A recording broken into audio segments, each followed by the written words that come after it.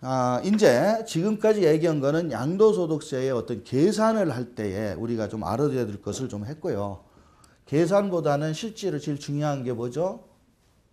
세금을 안 내는 겁니다. 아예. 계산도 안 하고 안 낼 수 있으면 제일 좋잖아요. 그게 뭐죠? 비과세입니다. 주택에 대한 매매할 때 비과세 해주는 양도소득세 규정은 아주 좋은 거예요. 특히 우리는 지금 이 공부를 하시는 분들은 사업자가 될 분들이에요. 신축, 판매, 매매 사업. 그런데 이런 사업자가 돼서 사업소득세로 세금을 내게 되면 비과세를 못 받아요. 무조건 다 내셔야 돼. 그러니까 사업자가 아니고 내가 양도소득으로 내면서 비과세를 받을 수 있다. 그러면 사업자 등록하면 안 되죠. 그래서 비과세 규정을 좀 명쾌하게 알아둘 필요가 있습니다. 교재 그 7절에 있는 건데요. 우리가 1세대 1주택 비과세 이렇게 얘기를 하잖아요. 그러면은 1세대가 뭔지 알아야 되고 1주택이 뭔지 알아야 돼요. 그런데 1세대가 뭡니까? 하면 주민등록등본 딱 떼가지고 와서 여기에 있는 사람들이 집을 가지고 있느냐 없느냐 이렇게 얘기를 해. 그런데 교재에 보시면 나와 있지만 주민등록하고는 아무 상관없네요. 1세대를 뭐라고 정의를 하냐면 1세대를 생계를 같이 하는, 즉 동일한 생계유지라는 용어를 써요. 이 얘기는 같은 지붕에서 먹고 산다는 얘기입니다. 주민등록과 상관없이 생계를 같이 하는 가족 이렇게 얘기를 해. 그래놓고 가족이라는 말의 정의를 거주자라는 건 등기한 본인이 되겠죠. 거주자와 배우자 및 직계 존비속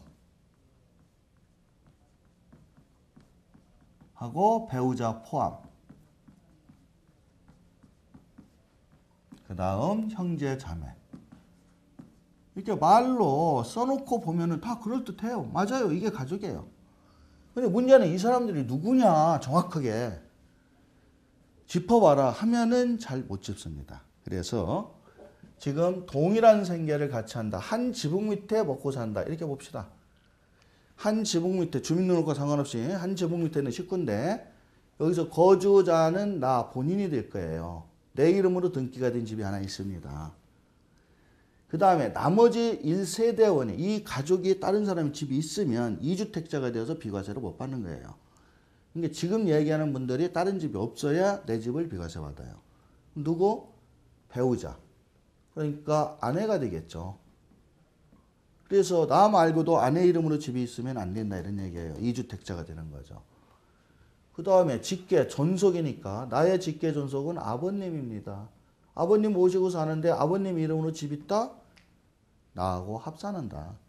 그 다음에 와이프의 직계 존속도 되니까 장인입니다.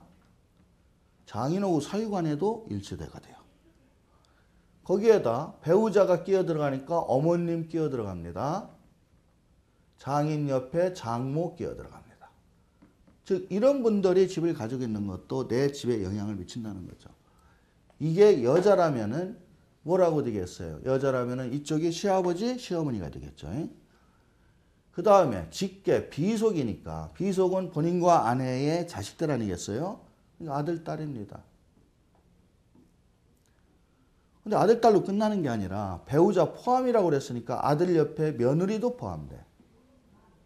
딸 옆에 사위도 포함돼. 지금 얘기하는 이런 사람들이 집을 가지고 있으면 다 가족이 되어서 1세대원이 된다. 자, 그 다음에 형제, 자매가 들어가요. 직계 존비속 및 배우자 하고 형제, 자매가 들어가는데 본인의 형제, 자매, 나의 형님, 동생, 누나, 이분들이 무슨 사정이 있어서 우리 집에 같이 삽니다. 다가구 단독주택인데 1층은 내가 살고 형님네는 위층에서 삽니다. 형님이 다른 데 아파트 있어요. 그러면 역시 마찬가지로 이것도 주택수 포함. 내 쪽만 그런 게 아니라 와이프 쪽도 그러네. 그러면 와이프의 언니인 처형, 처제, 처남. 이 친구들도 가족이에요, 지금. 그래서 세법에서는 이렇게 정해놨습니다. 그래서 이 사람들이 같이 1세대를 구성하면 이 사람들 전체가 집을 한 채만 갖고 있어야 돼야 그 집이 비과세가 되는 거예요. 그런데 여기에서 형제자매할 때 형님 옆에 배우자가 있으면 형수가 있겠죠.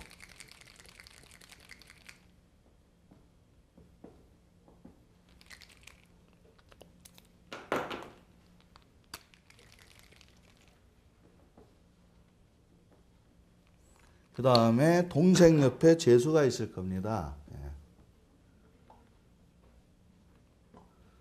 누나 옆에 매형이 있겠고. 근데 여기에는 형제자매는 배우자 포함이라고 안 했어요. 그래서 이 사람들은 가족이 아니다. 처형 옆에 동서가 있겠죠. 처제 밑에 또 동서가 있겠죠. 처남 밑에 처남댁이 있겠죠. 이 사람들은 가족은 아니에요. 같이 살더라도. 주민등록에 동거인으로 올라 있더라도 이 사람들이 가지고 있는 집은 합산하지 않습니다.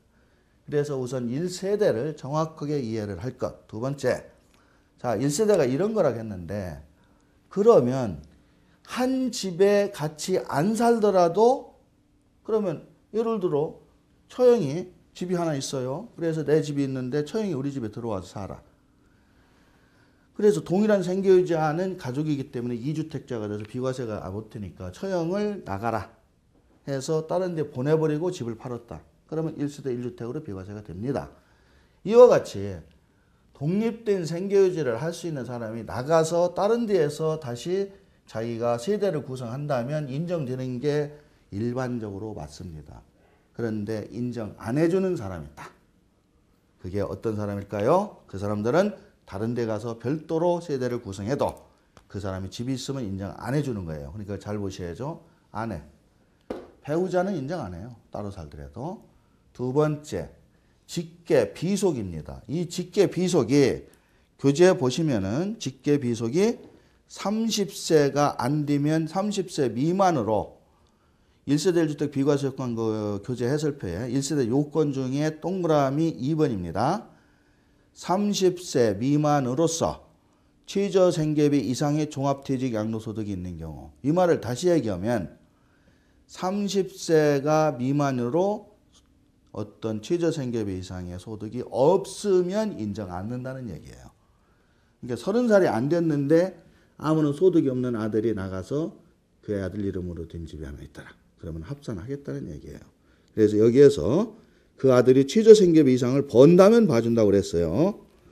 그래서 한 페이지 넘기시면 최저생계비가 거기에 정리를 해서 2014년도 거를 만들어 놨습니다. 보건복지부에서 고시하는데 최저생계비가 1인 가구로 볼 때 60만 3,400원이에요. 그러니까 혼자 나가서 60만 원 이상 정도는 저희가 매달 벌어야 된다는 거죠.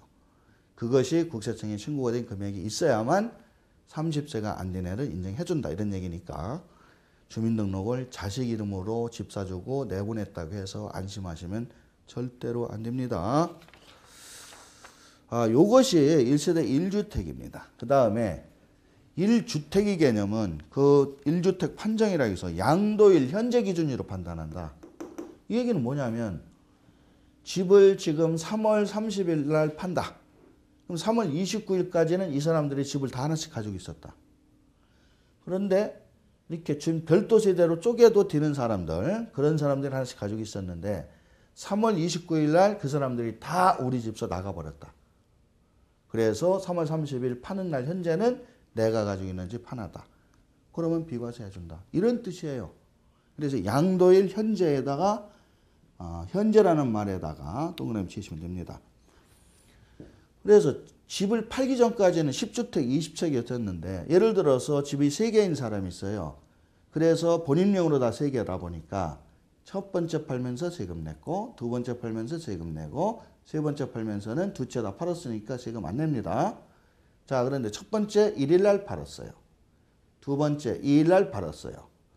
2일 날 팔 때 하나의 주택이 남아 있으니까 세금 내야 돼요. 세 번째 3일 날 팔아요. 3일 날 팔 때는 두 채 다 이미 팔았으니까 양도일 현재 1주택 비과세. 요 얘기고요. 우리가 비과세나 감면 규정은 세금을 국가가 정책적으로 깎아주는 거예요. 그래서 외국인들은 해당이 없습니다.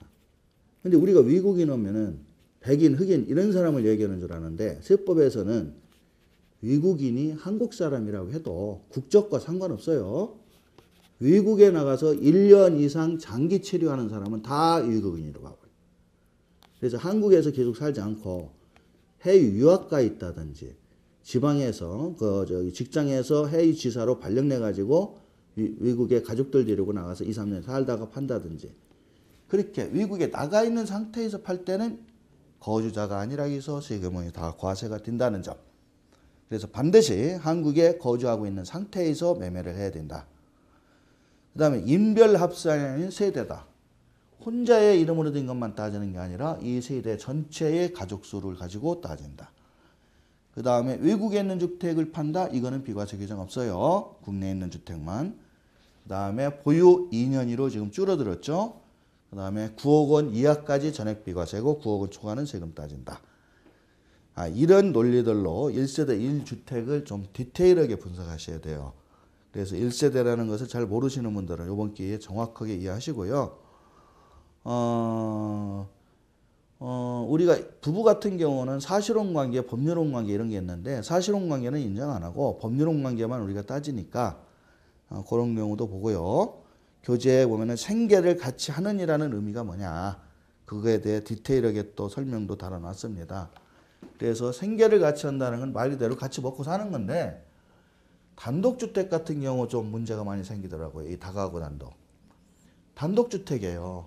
그래서 주민등록을 띄면은 다 동일한 100번지 이렇게 나와버려요. 100번지 1층에는 막내 가족이 살고 2층에는 둘째 가족이 살고 3층에는 큰형이 살고 4층에는 부모님이 산다. 근데 큰형은 다른 데에 아파트가 하나 있어서 세 주고 들어왔다. 둘째 형도 단독주택이 하나 있는데 세 주고 들어왔다. 막내도 집이 하나 있다. 마누라 명의로. 그러면 이 사람들을 일반적으로 보면은 주민등록 띄면은 다 100번지에 가족이 다 있고 가족이 보유한 집이 이 집은 부모님 집이다. 그러면 부모님 집 플러스 하나, 둘, 셋 해서 1세대 4주택자. 그러면 어떤 결론이 되냐면 막내가 다른 데 세 준 집을 팔아도 세금 내야 되고 여기에 있는 큰형이나 둘째형이 다른 데 있는 거 팔아도 세금 내야 되고 아버지가 이 집을 팔아도 세금 내야 돼요. 제일 마지막에 파는 사람만 안 내요. 이런 경우에 억울하다 이거죠. 그래서 이런 경우에는 가족관계는 맞는데 동일한 생계 유지를 안 한다는 걸 입증을 해야 돼요. 그래서 동일한 생계 유지를 안 한다는 것을 입증을 하면 각각 별도 세대로 봐가지고 각각 1세대 1주택에 대해서 비과세가 받을 수 있습니다. 그럼 동일한 생계 유지 안 한다는 거 어떻게 하느냐. 같이 벌어먹고 살지 않는다고 하면 되지 뭐. 그래서 각각 자기가 벌어서 자기가 공과금도 자기 식구가 내고 이렇게 산다. 그렇게 우리가 공과금 서류라든지 수입, 뭐 근로소득 원천징수 영수증이라든지 사업소득 원천징수 영수증이라든지 이런 것들을 다 증빙서류로 제출해서 우리는 혼자 다 알아서 산다. 이래야 돼요. 그런데 어느 한 집이 소득이 없어가지고 누가 같이 먹여 살리더라. 이렇게 되면 그 사람은 동일한 생계유지가 되는 거예요. 그래서 이것이 이제 세무상 쟁점이 많이 됐던 부분인데 지금은 이제 그런 식으로 정리가 좀 돼 있습니다. 그래서 납세자가 일방적으로 당하지는 않고 서로가 그런 논리에 의해서 판단을 하면 되겠습니다. 주거용 오피스텔 문제에 대해서도 상당히 여러분들이 민감하죠. 그래서 오피스텔 같은 경우는 집이냐 사무실이냐에 따라서 많이 틀려지는데 결론은 이렇습니다. 실제로 건축물 대장은 어찌됐든 사람이 살면 집, 사무실로 쓰고 있으면 업무용으로 봐서 그거는 주택이 아닌 거 이렇게 판단해요. 그러니까 쉽게 얘기해서 그 오피스텔 양도하는 시점에 세무공무원이 가서 눈으로 봤더니 사무실이더라. 그러면 집 아닌 거고 사람이 살고 있더라. 그럼 집인 거예요. 이게 실질과세 원칙이에요. 그런데 공실이더라. 그런데 공실인데 집 구조를 봤더니 침실도 있고 싱크대도 있고 화장실도 있고 사람이 주거용으로 살 수 있도록 집을 지었더라. 그러면 집 이렇게 하라고 유권 해석이 들어와 있어요. 그러니까 여러분들이 오피스텔을 거래할 때는 가장 민감한 게 이제 고가의 아파트 매매하면서 오피스텔 하나 사놓은 거. 그게 집으로 결정되면 비과세를 못 받는 거고 사무실로 판단되면 비과세를 받잖아요. 그럴 때 교재에 있는 내용들을 꼭 한 번씩 다 읽어보고 팔기 바랍니다. 그래서 교재에 보시면 그 문답 사례라고 해가지고 오피스텔에 대한 얘기를 쭉 정리를 했고요. 또 폐가라든지 겸용주택이라든지 해서 여러분이 물어보시는 사항들을 쭉 많이 정리를 해놨습니다. 그 다음에 중과제도의 연도별 변천사는 건너뛰도록 하겠습니다. 표에 나와 있는 거고요. 결국 중과제도는 올해 세율 자체가 없어졌기 때문에 매매사업자 비교과세나 법인사업자 추가과세 뭐 이런 부분들이 쟁점이 됐는데 그거는 매매사업자 편에서 강의가 따로 되니까 그냥 이렇게 흘러왔다는 것만 아시면 됩니다. 그 다음에 이제 9절에 있는 양도세 감면제도. 우리가 비과세도 중요하지만 비과세 말고 또 중요한 거는 감면이죠. 세금을 100% 감면받는다? 그러면 비과세처럼 세금을 한 푼도 안 낸다. 가장 최근에 이 감면에 대해서 우리가 이슈가 됐던 게 작년에 나온 4.1 부동산 대책입니다.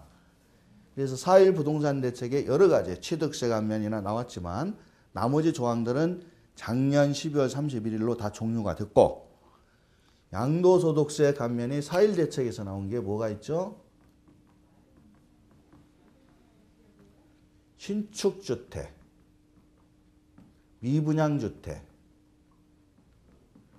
1세대 1주택 이 세 가지의 주택을 작년 4.1 대책에서 취득한 사람은 이런 집을 산 사람은 5년 이내까지는 양도를 하면 세금을 안 걷어가겠다. 감면이다.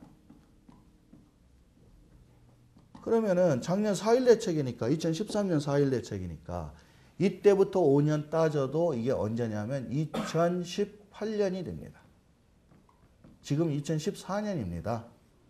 즉 이때 취득한 거는 계속 2018년까지니까 지금부터라도 계속 파는 경우가 생겨요. 그러니까 우리 수강생들도 이렇게 사놓으신 분들은 작년 연말로 뭐가 끝난 게 아니라 이제 이때 팔 때의 양도세 문제가 있다는 거죠. 감면이라고는 하지만 실제로는 세금이 어떻게 되는지 알 필요. 또 하나는 5년을 지나서 팔게 되면 어떻게 되냐. 이 문제도 한번 생각해 봐야겠죠. 그래서 이미 이 당시에 감면주택으로 판정받은 사람들 그거는 공부할 필요가 없어요. 왜? 옛날에는 감면이 판정이 어렵기 때문에 공부를 해야 됐는데 이미 이 시점에 당신은 감면주택을 샀으니 나중에 팔 때 세금 안 받을게 하는 것을 누가? 시군구청장이 도장을 찍어줬습니다. 그래서 이미 여러분들이 법 공부 안 하더라도 이 당시에 감면주택으로 샀던 거는 시군구청장이 확인서 해준 게 있어요. 그래서 그 확인서를 지금 가지고 있죠. 그게 교재에 보시면은 9절 3장이에요. 3장에 보시면 그 감면주택임을 확인하는 날인 이래가지고 그 확인서 양식이 있어요. 이 양식을 다 받아놨습니다. 그래서 이 확인서 양식이 있기 때문에 이미 감면 대상 주택이라는 것은 논의의 여지가 없다. 다만 이거를 이때 팔고 이때 팔 때 첫째 양도세 안 내니까 나는 세금 안 내도 돼. 이거는 안 된다. 왜? 감면을 받으면 농특세 20% 납니다. 즉 100% 감면이라 해도 80%만 깎아먹는 거예요. 그래서 어떤 분이 4.1 대책 때 3억 주고 하나 1세대 1주택을 경매로 샀어요. 감면주택 확인 받았습니다. 나중에 이분이 5억에 팔아. 2억 남아. 2억에 대해서 일단 세금 계산했더니 약 5천만 원 정도 나왔어요. 근데 5천만 원을 깎아주는 대신 5천의 20%인 1천만 원은 농어촌 특별세로 내야 거예요. 그러니까 5천을 줄이면 2천도 줄겠죠. 그래서 이분이 3억에 샀는데 5억에 팔 때까지 들어간 필요경비 영수증들을 꼼꼼히 잘 챙겨서 이거를 1억 5천이로 만들었다. 그러면 세금이 4천이 되는 거고 4천이 깎아주면은 800만 원만 내니까 결국 200만 원 이익 보는 거죠. 그래서 많이 착각하시는 분들이 양도세 100% 감면 이러면 증빙서를 안 챙겨요. 근데 양도세를 깎아야 농특세도 깎아지는 거예요. 그러니까 뭐 2억이 되든 3억이 되든 뭐 한 푼도 안 내는데 한도 높는데 이렇게 생각하시면 안 되는 겁니다. 두 번째 칙할 사항은 이 5년이 경과됐다고 해서 세금을 다 토해내는 거 아니에요. 5년이 지나서 팔았다? 그러면 예를 들어 이분이 5년이 지나서 10억에 팔았더라. 3억에 사서 10억에 팔았으니까 7억 남았어요. 그 7억은 이 전체 기간의 이익이에요. 그래서 7억을 요 기간에 얼마, 요 기간이 얼마 하고 안 분할합니다. 그래서 7억을 쪼갰더니 이 기간에 5억이 들어가고 요 기간에 2억이 들어가더라. 그럼 2억에 대해서만 세금을 내고 5억은 똑같이 감면받는 거예요. 그러니까 5년 이내 자꾸 이러니까 5년 이내에 꼭 팔아야 되는 줄 아는데 5년 경과돼서 팔더라도 5년 이내 부분은 세금을 안 낸다는 거예요. 제가 이걸 계산을 하다 보면 어떤 부분들은 이런 분들이 있어요. 요거 가르는 계산 공식이 기준시가로 가릅니다. 기준시가. 5년이 되었을 때의 기준시가. 이거 기준시가 또 나오죠. 팔았을 때의 기준시가. 그래서 요때의 기준시가와 요때의 기준시가를 비교해서 이게 갈라지는데 만일에 이게 똑같다면 그러면 이게 0이 돼요. 그래서 7억이 다 이쪽으로 와. 그러니까 5년 지나서 팔았는데도 7억 전체를 다 감면받아. 그러면 이런 경우가 없느냐? 부동산 경기가 떨어지면 이런 경우가 많이 생기죠. 기준시가가 안 올라갑니다. 즉 5년이 경과해도 기준시가가 올라가지만 않으면 그 팔은 양도차익 전체를 다 감면받는다. 이렇게 생각하시면 됩니다. 그래서 4.1 대책에 나왔을 때 그런 내용들, 확인서 이런 것들은 이미 사실 작년에 강의를 많이 제가 했고요. 또 여러분들이 이미 확인서를 받은 사람은 되는 거고 못 받은 사람은 사실 내용이 맞더라도 현재 안 해주는 시스템이에요. 그러니까 올 3월 말까지는 해준다고 그러니까 확인서를 못 받은 분은 지금이라도 가서 받아야 될 필요가 있을 것 같습니다. 예. 그 다음에 이제 붙어 있는 나머지 내용들은 그 양도세 계산에 대한 실전 사례들을 조금 첨부했으니까 보시고요. 다음 시간에는 증여세하고 상속세를 공부하도록 하겠습니다.